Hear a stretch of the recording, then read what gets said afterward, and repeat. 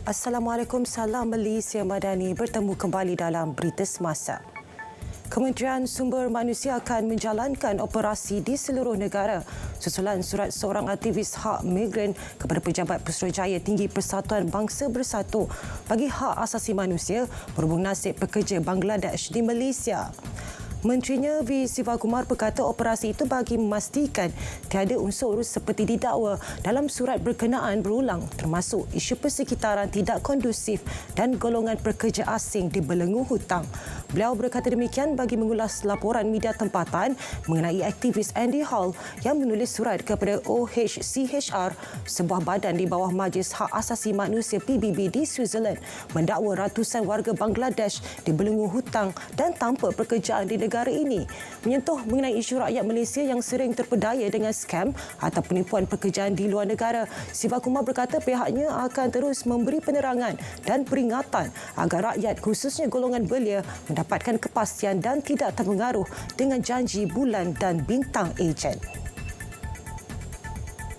Penambahbaikan akan dilaksana dalam garis panduan dan jadual catasan pokok di Melaka di bawah seliaan pihak berkuasa tempatan PBT. Esko Kanan Perumahan, Kerajaan Tempatan, Saliran Perubahan Iklim dan Pengurusan Bencana Negeri Datuk Rais Yassin berkata keperluan itu bagi mengelakkan sebarang insiden tidak diingini.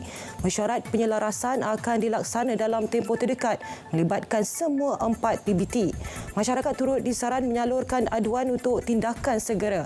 Dalam pada itu mengulas mengenai pengurusan saliran di Melaka, beliau berkata beberapa kawasan hotspot longkang yang sering tersumbat sehingga menyebabkan banjir kilat telah dikenal pasti.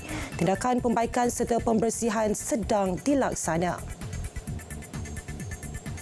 Kastam Kelantan menahan seorang pemandu lori bersama rokok putih seludup bernilai 1.18 juta ringgit termasuk cukai di Kota Baru pada 24 Oktober lepas.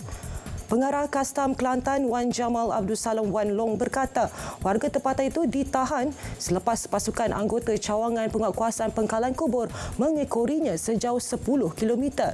Hasil siasatan mendapati suspek mengambil upah RM550 bagi membawa rokok terbabit dari Kelantan untuk pasaran Lembah Kelang.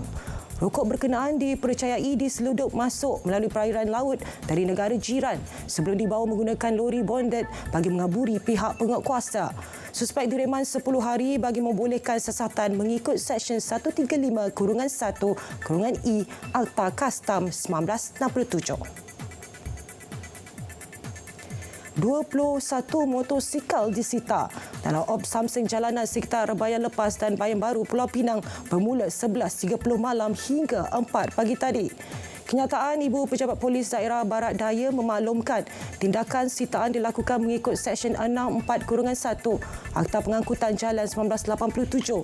Dalam operasi itu, 54 saman pelbagai kesalahan dikeluarkan. Operasi juga bertujuan memastikan penunggang sentiasa mematuhi peraturan lalu lintas dan motosikal mengikut spesifikasi yang telah ditetapkan. Operasi turut tertumpu di lokasi menjadi tumpuan aksi berbahaya dan lumba haram serta mengesan pemandu mabuk, mencegah kejadian kes kecurian kenderaan, ragut, pecah rumah dan lain-lain jenayah.